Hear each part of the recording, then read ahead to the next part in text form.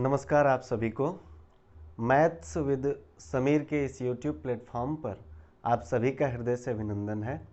मेरा नाम समीर मदेसिया है और आज के इस सेशन में हम वास्तविक संख्याओं के बारे में जानेंगे, जो कि हमारे हाई स्कूल का सिलेबस यहीं से स्टार्ट हो रहा है। तो आइए वास्तविक संख्याओं के बारे में जानते हैं कि वास्तविक संख्याएं क्या होती हैं। वास्तविक संख्याएं हेडिंग पड़ेगी वास्तविक संख्याएं। इसको इंग्लिश में कहते हैं रियल नंबर, रियल नंबर्स।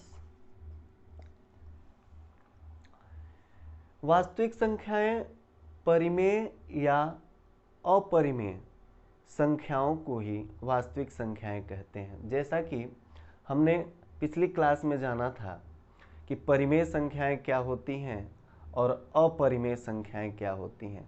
परिमेय संख्याओं के विषय में हमने कहा था कि वे संख्याएं जो भिन्न के रूप में होती हैं, अर्थात P/Q के रूप में होती हैं, वो परिमेय संख्याएं कहलाती हैं। और अपरिमेय संख्याओं के बारे में हमने कहा था कि वे संख्याएं जो P/Q के फॉर्म में नहीं होती, अर्थात स्क्वायर रूट यानी वर्गमूल के फॉर्म में होती हैं, अपरिमेय संख्याएं कहलाती हैं। तो यदि इसको परिभाषित करना चाहे तो हम लिखेंगे परिमेय या अपरिमेय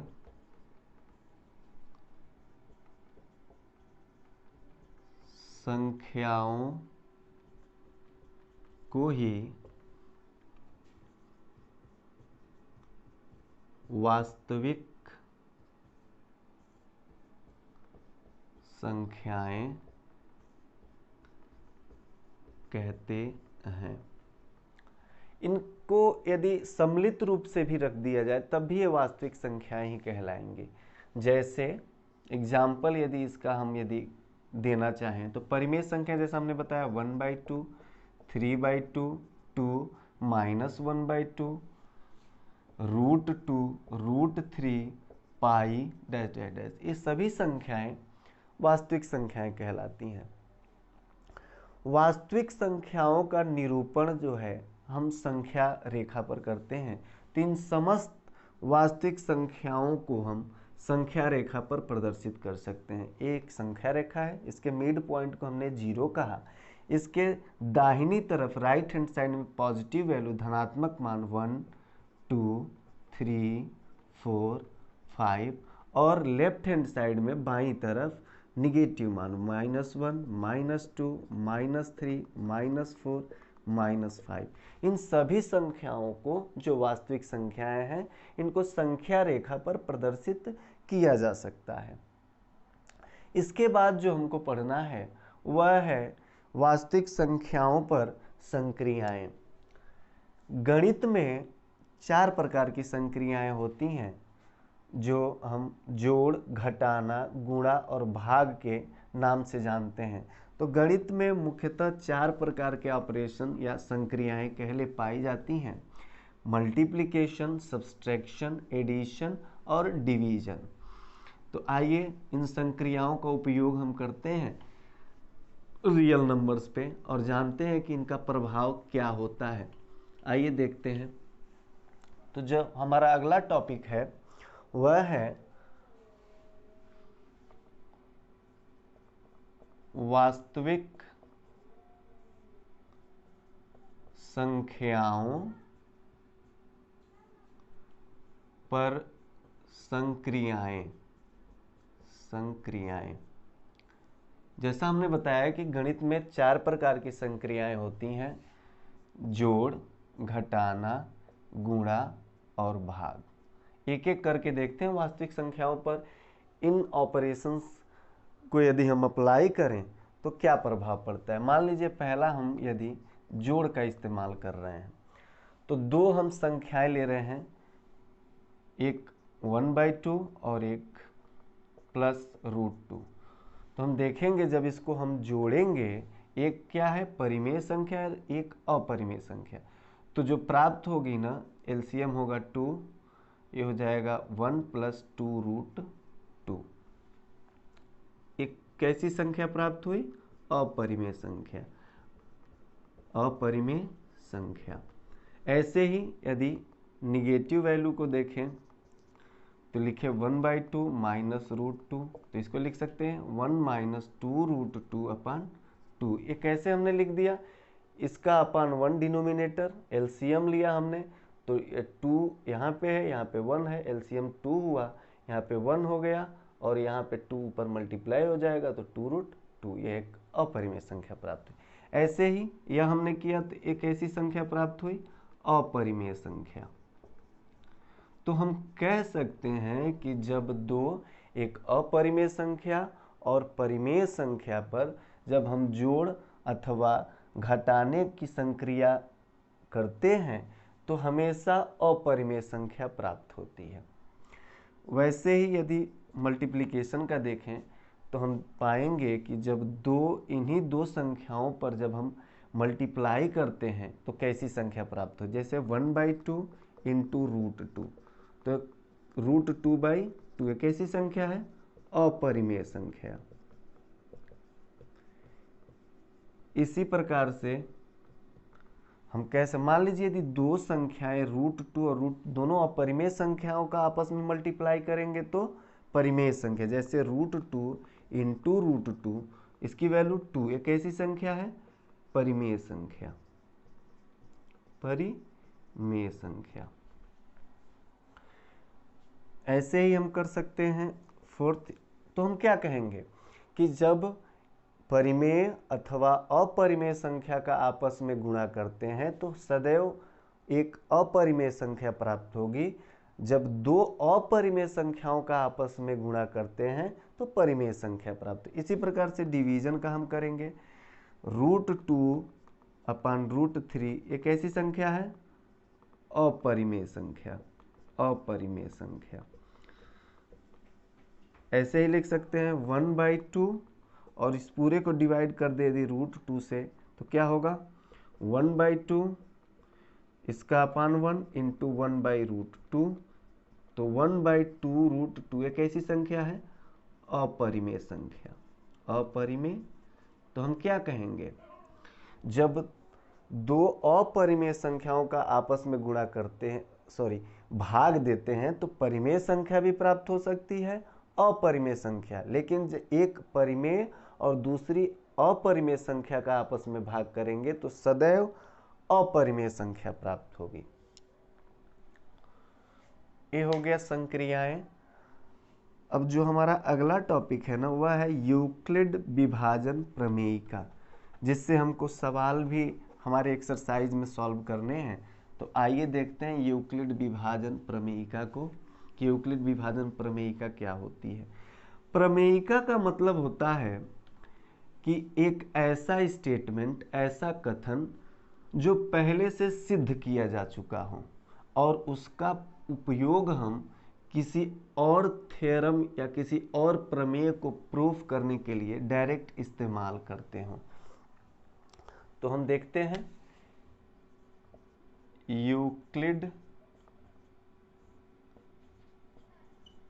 विभाजन प्रमेयिका।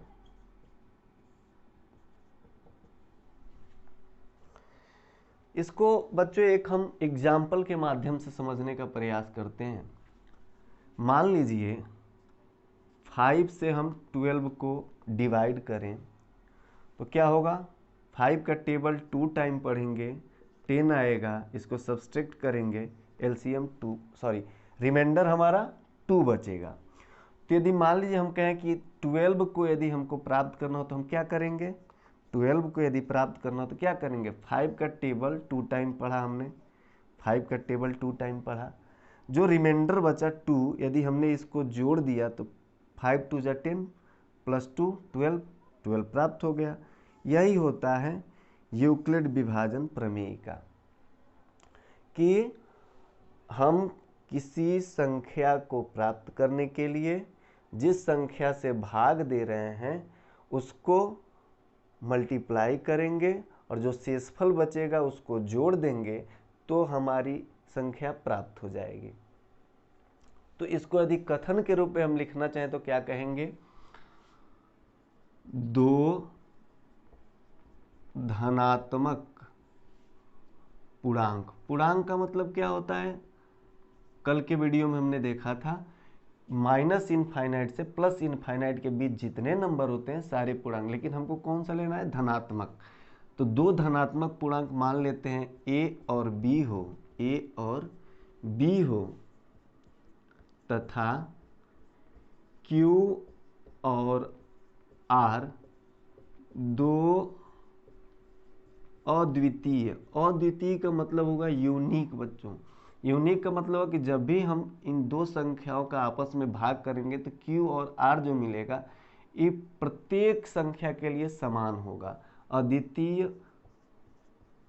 पूर्ण संख्या हो तब हम लिख सकते हैं a यदि बड़ा हो b से, तब के लिए कंडीशन हम लिख रहे हैं a को प्राप्त करने के लिए हम b का टेबल q टाइम पढ़ेंगे प्लस जो रिमाइंडर आएगा उसको जोड़ देंगे, तो यह हमारा यूक्लिड विभाजन प्रमेय का कहलाएगा। जहाँ पे r की कंडीशन होगी कि 0 से बड़ा या 0 के बराबर शेषफल बचेगा और हमेशा भाग देने वाली संख्या b से छोटा होगा। जैसे हम कहें ये जो रिमाइंडर बचा है ना शेषफल, ये 5 से सदैव छोटा होगा, 5 से सदैव छोटा होगा और 0 या 0 से बड़ा। देख रहे हैं 0 से बड़ा है और 5 से छोटा है। वैसे ही b भाग देने वाली संख्या है तो b से छोटा है, लेकिन अब रिमाइंडर 0 या 0 से बड़ा होगा। यहाँ पे बच्चों a को बोलते हैं हम ना भाज्य। भाज्य का मतलब होता है जिसमें भाग दिया जाना है। b को बोलते हैं भाजक, यानी जिस संख्या से भाग देना है। q को बोलते हैं भागफल, यानी जितनी टाइम टेबल हमको पढ़ना है, भाग देना है जितनी टाइम। और r का मतलब होता है शेषफल, रिमाइंडर, जो भाग देने के बाद से शेष बचा उसको बोलते हैं शेषफल। तो ये पूरी प्रक्रिया है जिसको हम बोलते हैं यूक्लिड विभाजन प्रमेयिका। अब इस प्रमेयिका के माध्यम से हम यूक्लिड विभाजन एल्गोरिथम को जानते हैं और यूक्लिड विभाजन एल्गोरिथम के माध्यम से 2 संख्याओं के बीच उसका एचसीएफ फाइंड आउट करते हैं कि उसका एचसीएफ क्या होगा। तो आइए देखते हैं कि कैसे हम यूक्लिड डिवीजन प्रमेयिका के प्रयोग से यूक्लिड विभाजन एल्गोरिथम को प्राप्त करते हैं और यूक्लिड विभाजन एल्गोरिथम के माध्यम से किन्हीं 2 संख्याओं का एचसीएफ ज्ञात करते हैं। एचसीएफ का मतलब होता है बच्चों हाईएस्ट कॉमन फैक्टर, यानी महत्तम समापवर्तक। महत्तम समापवर्तक हम क्लास 5 में जब पढ़ रहे होंगे तब हमने देखा होगा कि महत्तम समापवर्तक कैसे निकालते हैं। तो आइए देखते हैं यूक्लिड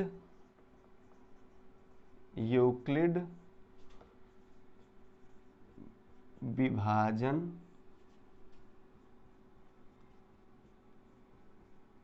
एल्गोरिथम। यूक्लिड विभाजन एल्गोरिथम यूक्लिड विभाजन प्रमेयिका के माध्यम से हम किन्हीं 2 संख्याओं का एचसीएफ निकालते हैं, जिसमें हम यूक्लिड विभाजन एल्गोरिथम का उपयोग करते हैं और उसका एचसीएफ फाइंड आउट करते हैं। एचसीएफ निकालते हैं बच्चों। एचसीएफ कब हम कहते हैं कि किन्हीं 2 संख्याओं का एचसीएफ इतना होगा, जब हमारा रिमाइंडर 0 हो जाए तब। जैसे मान लीजिए हमने कहा कि 5 से हम 12 में भाग कर रहे हैं। समझते हैं पहले इसको। तो ये 2 टाइम गया, ये 10 हुआ और ये 2 बचा। तो इसको हम यूक्लिड विभाजन प्रमेयिका के आधार पर लिख सकते हैं +2 = 12। लेकिन हम इसको यूक्लिड विभाजन एल्गोरिथम के माध्यम से इसका एचसीएफ नहीं बता पाए, तो हम क्या करेंगे, अब इसका एचसीएफ निकालने के लिए हम जैसे महत्तम समापवर्तक पिछली कक्षाओं में निकाले होंगे, छोटी कक्षाओं में, तो क्या करते थे, ये जो रिमाइंडर बचा है ना, इसमें पहले वाले भाजक में इससे भाग देंगे, तो इस पहले वाले भाजक को यहाँ पे उतार देंगे, टेबल पढ़ेंगे 2 का, 2 टाइम जाएगा 4 आएगा, रिमाइंडर क्या बचेगा 1। पुनः जो इसके पहले वाला भाजक था उसको पुनः इस बचे हुए शेषफल से भाग करेंगे, 2 टाइम जाएगा 2 आएगा, रिमाइंडर क्या बचा 0। तो अब जब रिमाइंडर 0 बच गया और जो अंतिम भाग देने वाली संख्या है 1, उसी को कहेंगे दी हुई 5 और 12 संख्या का HCF 1 होगा। कब हम कह सके, जब रिमाइंडर हमारा 0 हुआ। तो हम लिख सकते हैं क्या कि 5 और 12 का HCF क्या हो गया 1, क्योंकि अंतिम भाजक क्या है 1 है। अब इसी को हम इस स्टेटमेंट के माध्यम से यूक्लिड डिवीजन प्रमेयिका के माध्यम से लिखने का प्रयास करेंगे। ये तो छोटी क्लास के बच्चों के लिए हो गया। अब इसी को हम शब्दों के माध्यम से लिखेंगे। आइए देखते हैं कैसे इसको हम लिखेंगे, और उसी में हम जिस एल्गोरिथम का प्रयोग करेंगे वो होगा यूक्लिड विभाजन प्रमेयिका। एक कई चरणों में होगी। क्यों? क्योंकि जब तक रिमाइंडर 0 नहीं बचेगा तब तक हम HCF नहीं बता पाएंगे किसी भी दी हुई संख्या का। आइए एक्सरसाइज पे चलते हैं। तो यदि यूक्लिड विभाजन एल्गोरिथम में कुछ लिखना चाहिए तो क्या कहेंगे, यूक्लिड विभाजन एल्गोरिथम के माध्यम से किन्हीं दो धनात्मक संख्याओं का HCF ज्ञात करते हैं जिनमें हम यूक्लिड विभाजन प्रमेयिका का प्रयोग करते हैं। आइए एक्सरसाइज पे चलते हैं।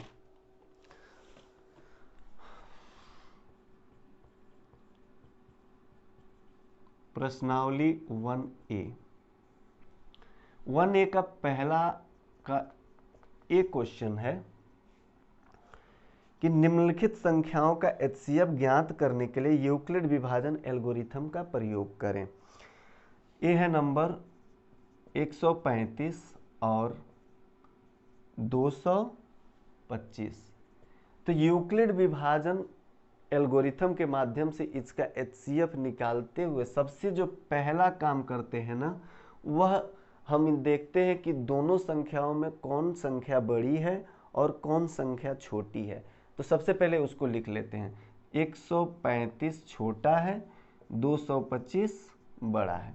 अब एक रफ वर्क करते हैं जैसा हम अपनी छोटी कक्षाओं में करते थे HCF ज्ञात करने के लिए महत्व, उसको यहाँ पे लिख लेते हैं समझने के लिए। जब हम एग्जाम में हल करेंगे तो इस वाले पार्ट को नहीं करेंगे, हम डायरेक्टली लिखेंगे इसको रफ पे करके। देखें तो 135 से हमको भाग करना है 225 में। देखें कितनी बार जाएगा, 1 टाइम 135, रिमाइंडर क्या बचा 5 0 और 12 9। अब ये जो शेषफल 0 नहीं है, तो शेषफल 0 नहीं, शेषफल 0 बनाने के लिए क्या करेंगे, पुनः जो शेषफल आया है पहले वाले भाजक में भाग करेंगे इससे। तो 135 कितनी बार टेबल पढ़ेंगे 1 टाइम 90, फिर रिमाइंडर क्या बचा 45। फिर देख रहे हैं शेषफल 0 नहीं है, शेषफल 0 नहीं है तो पुनः जो इसके पहले भाजक था इसमें बचे हुए शेषफल से भाग करेंगे 90, 2 टाइम टेबल पढ़ेंगे 90 हुआ, ये 0। अब शेषफल 0 हो गया। तो हमने कहा कि जो अंतिम भाजक होगा ना, जो अंतिम भाग देने वाली संख्या होगी, यही हमारा HCF हो गया, यानी HCF क्या हो गया 45। अब इसको स्टेटमेंट के रूप में लिखते हैं। कैसे हम डिवीजन एल्गोरिथम के माध्यम से लिखेंगे, हम लिखेंगे यहाँ पे यूक्लिड विभाजन एल्गोरिथम से, एल्गोरिथम से क्या कहेंगे, 225 प्राप्त करना है किसके टेबल से 135 के। तो क्या करेंगे 135 का कितनी बार टेबल पढ़ा है हमने, एक बार। क्या रिमाइंडर बचा है 90। तो देख रहे हैं कि 90 0 के बराबर नहीं, तो लिखेंगे चूंकि शेषफल, ये शेषफल है, शेषफल 90 इज नॉट इक्वल टू 0, पुनः यूक्लिड विभाजन एल्गोरिथम से क्या करेंगे, पुनः इस बचे हुए शेषफल से पहले वाले भाजक, ये b है, b क्यों लिखते थे ना, तो ये b है, पहले वाले भाजक में भाग करेंगे तो 135 135 प्राप्त करने के लिए 90 का टेबल 1 टाइम पढ़ा हमने, 90 का टेबल 1 टाइम पढ़ा हमने, तो रिमाइंडर क्या बचा 45। फिर लिखेंगे पुनः, चूंकि शेषफल, इन प्रकार के प्रश्नों में हमेशा इसी प्रकार से हम प्रश्नों को हल करेंगे। शेषफल 45 इज नॉट इक्वल टू 0, पुनः यूक्लिड विभाजन एल्गोरिथम से क्या कहेंगे, अब हमको जो रिमाइंडर बचा है उससे बचे हुए अंतिम भाजक में भाग देंगे। तो क्या 90 को प्राप्त करने के लिए 45 का टेबल 2 टाइम पढ़ा, रिमाइंडर क्या बचा 0। अब हम लिखेंगे चूंकि शेषफल बराबर 0, लिखेंगे यहाँ पे अतः क्या कौन कौन सी संख्या थी, 135 और 225 का HCF बराबर 45, यही हमारा सोल्यूशन हुआ। ये रफ वर्क है, बराबर ध्यान देंगे, इसको हम रफ पे करेंगे और जो प्रक्रिया ये अप्लाई किए 135 का 1 टाइम टेबल पढ़े हैं तो इतना आया है, तो इस सभी को एज सच इसी प्रकार से लिखते आएंगे। यही है हमारा यूक्लिड विभाजन एल्गोरिथम के माध्यम से इन दो संख्याओं का HCF निकालना। और क्वेश्चन है, और क्वेश्चन को जैसे करेंगे और आसानी से समझ में आने लगेगा। तो आइए दूसरे प्रश्न पे चलते हैं।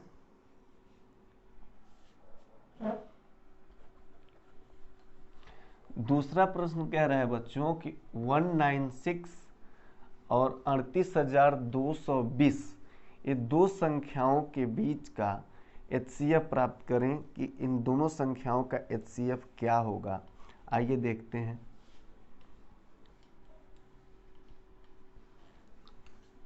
जो B है, B 196 और 38,220, सबसे पहला काम हम करेंगे, ये जो छोटा होगा और जो बड़ा होगा उसको हम चिन्ह से प्रदर्शित कर लेंगे। 196 छोटा है और 38220 बड़ा है। भाग हमेशा छोटी संख्या से बड़ी संख्या में। अब रफ वर्क करते हैं। यहाँ पे 196 से भाग देना है 38220 में। 2 बार जाएगा तो 400 हो जाएगा, 400 में 8 कम तो 92 हो जाएगा। तो 1 टाइम जाएगा 196, क्या बचेगा 12, 6, 17, 8, 186, 2 उतार देंगे। 200 यदि इसको माने तो 9 टाइम जाएगा और 9 चौको 36 कम हो जाएगा तो 9 टाइम, तो 9 दूनी 1800 में से 36 यदि निकाल दें तो 1764 क्या हो जाएगा। ये इसमें यदि 2 देखें तो ये 64 तो 98, फिर 0 उतार दिया हमने। 5 टाइम टेबल पढ़ेंगे तो चला जाएगा 980, रिमाइंडर क्या बचा 0। तो हम क्या कहेंगे, एक ही बार में देख रहे हैं भाग, क्योंकि ये बड़ी संख्या थी, इसको हम उस माध्यम से नहीं हल कर पाए। तो क्या कहेंगे 196 का टेबल हमने इतनी बार पढ़ा तो रिमाइंडर क्या बचा 0। तो जो भाग देने वाली संख्या है 196 है, तो यही हमारा क्या हो जाएगा HCF। तो एक ही लाइन में हो जाएगा। देखें जैसे यूक्लिड विभाजन एल्गोरिथम से क्या कहेंगे, 38220 को प्राप्त करना था 196 के टेबल से। हमने 195 बार टेबल पढ़ा तो रिमाइंडर 0 हो गया। एक लाइन का स्टेटमेंट है, तो इसको हम कह सकते हैं यूक्लिड विभाजन प्रमेयिका भी इसको बोल सकते हैं, लेकिन वो कहना सही नहीं, क्योंकि हम यहाँ पे HCF ज्ञात कर रहे हैं। तो HCF ज्ञात कर रहे हैं, इसलिए इसको हम बोलेंगे यूक्लिड विभाजन एल्गोरिथम। तो हम क्या कहेंगे, चूंकि शेषफल बराबर 0, अतः 196 और 38220 का HCF बराबर 196 है। अगले क्वेश्चन पे चलते हैं।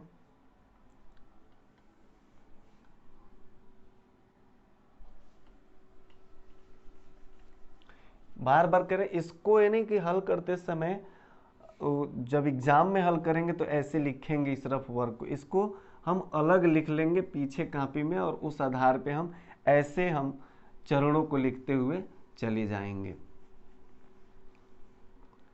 सी देखते हैं। सी कह रहा है कि 867 867 और 255, 867 और 255। फिर वही सबसे पहला काम छोटा बड़ा, 255 क्या है, छोटा है, 867 बड़ा है।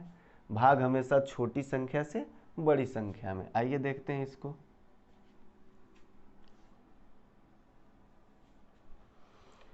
दो 255 से हमने 867 में भाग दिया। भाग कितनी बार जाएगा, 6, 55 तियाँ, 3 टाइम लगभग, 3 पचे 15, 3 पचे 15 और 1 16, 3 दूनी 6 और 1 7, ये 2 0 1 102। अब 102 से हम पहले वाले भाजक में भाग देंगे 255, 2 टाइम जाएगा, 204, कितना बचा 51 का से अब भाग दिए पहले वाले भाजक में 102, 2 टाइम गया 102, एलसीएम क्या हुआ 0। तो हम क्या कहेंगे, यहां पे लिखेंगे यूक्लिड विभाजन एल्गोरिथम से क्या कहेंगे, 867 को हमने प्राप्त किया 255 के टेबल से। तो पहली बार जब हमने टेबल पढ़ा तो 3 टाइम गया, रिमाइंडर क्या बचा 102, 102। हमने लिखा सिंस, यहाँ पे हम अब डायरेक्ट कर रहे हैं, 102 इज नॉट, अंडरस्टूड है कि 102 शेषफल है, तो 102 इज नॉट इक्वल टू 0। पुनः अब हम डिवीजन एल्गोरिथम ऐसे नहीं लिख रहे हैं, यूक्लिड डिवीजन एल्गोरिथम से, ऐसे भी यूक्लिड डिवीजन एल्गोरिथम से। अब 255 हमको प्राप्त करना है, 102 का टेबल पढ़ के 2 टाइम गया, रिमाइंडर क्या बचा 51। लिखेंगे since 51 is not equal to 0, 51 0 के बराबर नहीं है। पुनः हम लिख रहे हैं EDA से, यूक्लिड डिवीजन एल्गोरिथम से क्या कहेंगे, अब 102 को प्राप्त करना है, 51 का टेबल पढ़ के 2 टाइम जाएगा, रिमाइंडर क्या बचा 0। लिखेंगे सिंस शेषफल बराबर 0, ये भी नहीं लिखे तो चाहे शेषफल 0 हो गया, अतः लिख सकते हैं डायरेक्ट यहाँ पे भी, अतः 255 और 867 का HCF बराबर 51 है। तो ये प्रक्रिया हुई इस प्रकार के क्वेश्चंस को हल करने की। एक बार बहुत अच्छे से समझ लेंगे और अपने मन से क्वेश्चंस को हल करेंगे। जहां असुविधा होगी फिर वीडियो को देख लेंगे, नहीं तो सबसे पहले अच्छे से समझ लीजिए और उसके बाद से अपने मन से क्वेश्चंस को हल करें, तो ज़्यादा समझ में आएंगी चीज़ें, और जो चीज़ें समझ में आएंगी वो कभी भूलेंगी नहीं। रटने का प्रयास न करेंगे किसी भी चीज़ को। आइए दूसरे क्वेश्चन पे चलते हैं। कह रहा है 240 और 228 के HCF डिवीजन एल्गोरिथम के माध्यम से ज्ञात करें। 240 और 228। आइए देखते हैं इसको। अच्छा क्वेश्चन है।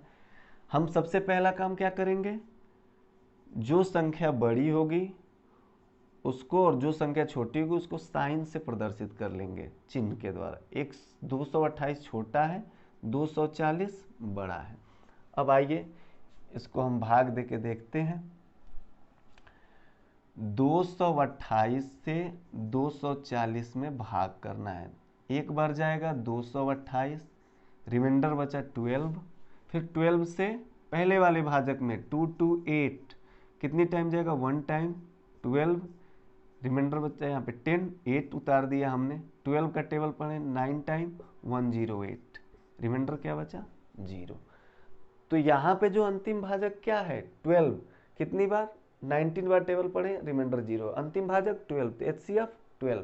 क्या लिखेंगे, अब यहाँ पे हम डायरेक्ट लिख रहे हैं शॉर्ट फॉर्म में, यूक्लिड डिवीजन एल्गोरिथम से। आप हिंदी में लिखेंगे मन करे तो, नहीं तो ऐसे भी पहला स्टेप लिखेंगे यूक्लिड विभाजन एल्गोरिथम से, फिर उसके बाद से ईडीएस लिख सकते हैं। तो क्या कहेंगे, 240 को हमने प्राप्त किया, 228 का टेबल पढ़ा हमने एक बार, तो रिमाइंडर क्या बचा 12।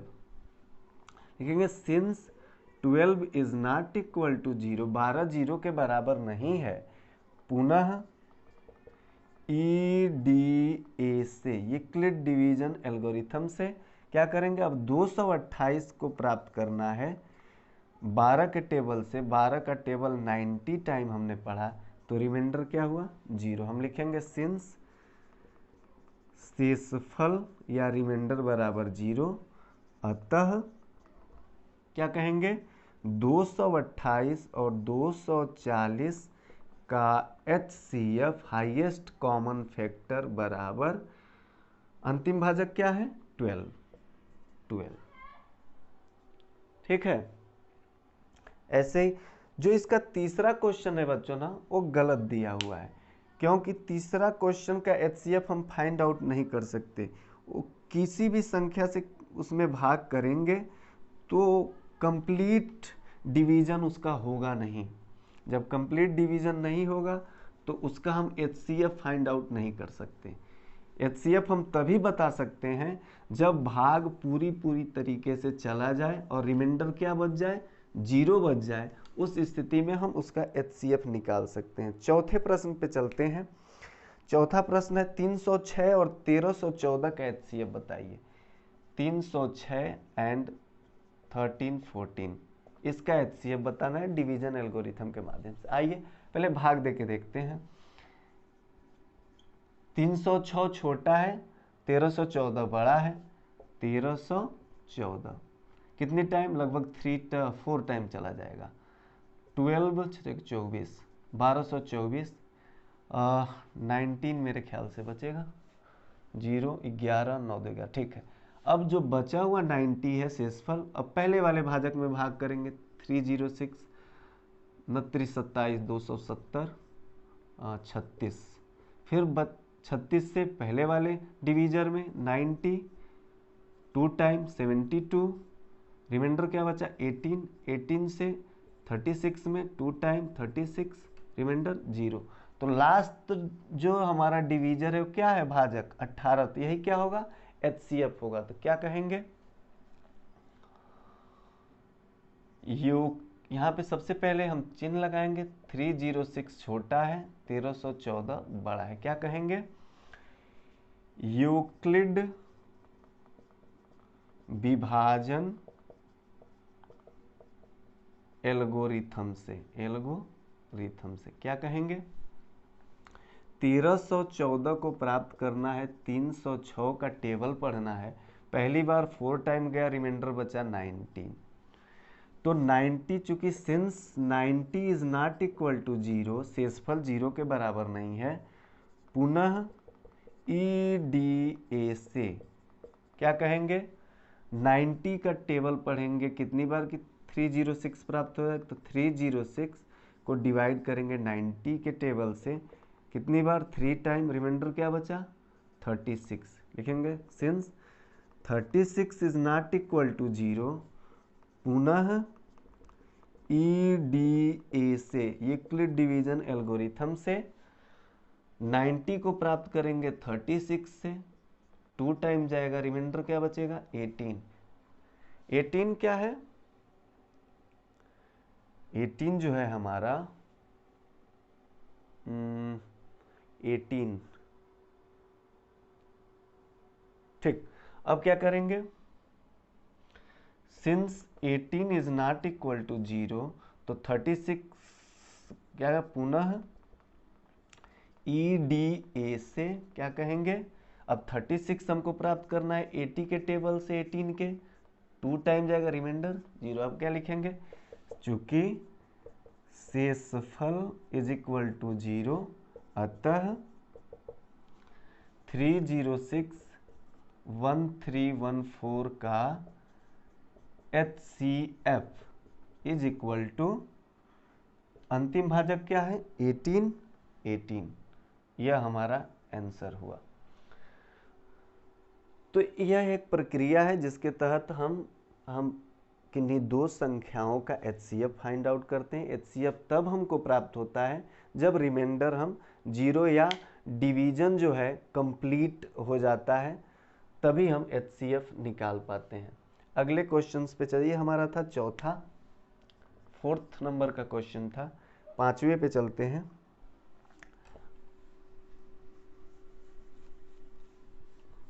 फिफ्थ नंबर क्वेश्चन पे चलते हैं और देखते हैं कि क्या उसका सलूशन होगा। तीसरा क्वेश्चन जो है बच्चों वह गलत दिया हुआ है। आप लोग उस पर मन करे तो एक बार ट्राई कर लेंगे, और यदि आप लोगों को उसका आंसर यदि प्राप्त हो जाए तो ज़रूर कमेंट बॉक्स में मेंशन कर देंगे कि हाँ इसका यह रिजल्ट हुआ है। 657 और 963 का HCF हमको बताना। सबसे पहला काम, हम सबसे पहले जो छोटा है उसको लिख लेते हैं और जो बड़ा है उसको लिख लेते हैं विद साइन के साथ। अब हम इस पे रफ वर्क कर लेते हैं, देखते हैं क्या होता है। 963 में 657 से भाग करना है, 1 टाइम जाएगा 657, रिमाइंडर बचेगा 13 में से 7 निकलेगा तो होगा 6, 5 में से 5 0 और 306 से फिर हम 657 में भाग करेंगे, 2 बार जाएगा 612, रिमाइंडर क्या बचा 45, 45 से 306 में भाग करेंगे तो लगभग आपका 700 को 28, 7 55, 6 बार जाएगा, 6 पचे 30 और 6 चौको 24 और 3 27, रिमाइंडर आपका बचा 36, फिर 36 से 45 में भाग करेंगे, 1 टाइम जाएगा 36, 9 रिमाइंडर बचा, 9 से 36 को भाग करेंगे, 4 टाइम जाएगा 36, रिमाइंडर 0। एक चीज़ हमेशा ध्यान रखेंगे, कई बच्चे क्या करते हैं जो अंतिम भागफल होता है उसको इसका HCF बता देते हैं, जो कि ऐसा ना, अंतिम भाजक को हम इस दी हुई दोनों संख्याओं का HCF बताते हैं। ठीक है, तो आइए अब इसको स्टेप बाय स्टेप लिखते हैं। हम लिखेंगे EDA से, यूक्लिड विभाजन एल्गोरिथम से 963 को प्राप्त करना है, 963 को 657 के टेबल से 1 टाइम जाएगा, रिमाइंडर क्या बचा है 306, लिखेंगे since 306 is not equal to 0, पुनः EDA से, यूक्लिड डिवीजन एल्गोरिथम से। अब हम क्या करेंगे, 657 को 306 के टेबल से प्राप्त करेंगे, 2 टाइम जाएगा, remainder 45, since 45 is not equal to 0, पुनः EDA से क्या कहेंगे, 306 को प्राप्त करेंगे 45 के टेबल से, 6 टाइम जाएगा, रिमाइंडर क्या बचा 36, since 36 is not equal to 0, पुनः EDA से क्या कहेंगे, 45 को प्राप्त करेंगे 36 के टेबल से, 1 टाइम जाएगा, रिमाइंडर क्या बचा 9, since 9 is not equal to 0, पुनः EDA से। एक बार प्रक्रिया समझ ली है तो ये सबसे आसानी से हो जाएंगे सॉल्व। अब हम क्या करेंगे, 36 को प्राप्त करेंगे 9 के टेबल से, 4 टाइम जाएगा, रिमाइंडर क्या बचा 0 लिखेंगे, चूंकि शेषफल इज इक्वल टू 0, अतः क्या हम कहेंगे 657963 का HCF बराबर अंतिम भाजक क्या है 9। यह इसका सलूशन हुआ। अगले क्वेश्चन पे चलते हैं। आप लोग इस एक दो क्वेश्चन समझ के, सारे क्वेश्चन एक जैसे हैं और उसको आप सॉल्व करेंगे। अब हम डायरेक्ट इसको अब सॉल्व करेंगे, इधर भाग दे के नहीं देखेंगे, एक क्वेश्चन डायरेक्ट हल करेंगे और ऐसे ही हमको सॉल्व करना है एग्जामिनेशन में।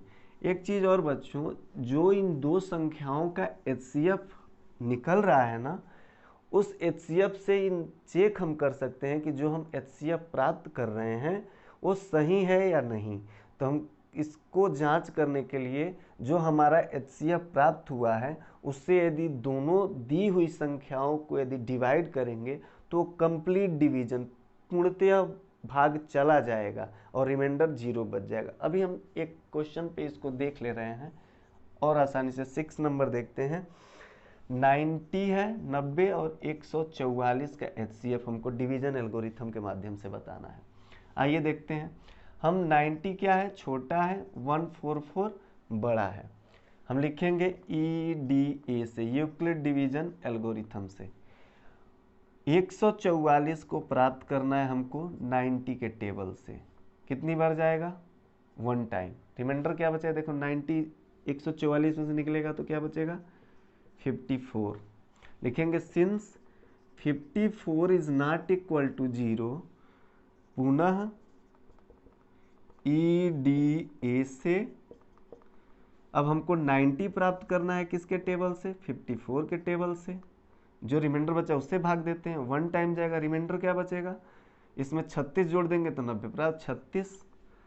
लिखेंगे since 36 is not equal to 0, पुनः EDA से अब हमको 54 प्राप्त करना है, 36 के टेबल से 1 टाइम जाएगा, क्या रिमाइंडर बचेगा 18 रिमाइंडर बचा।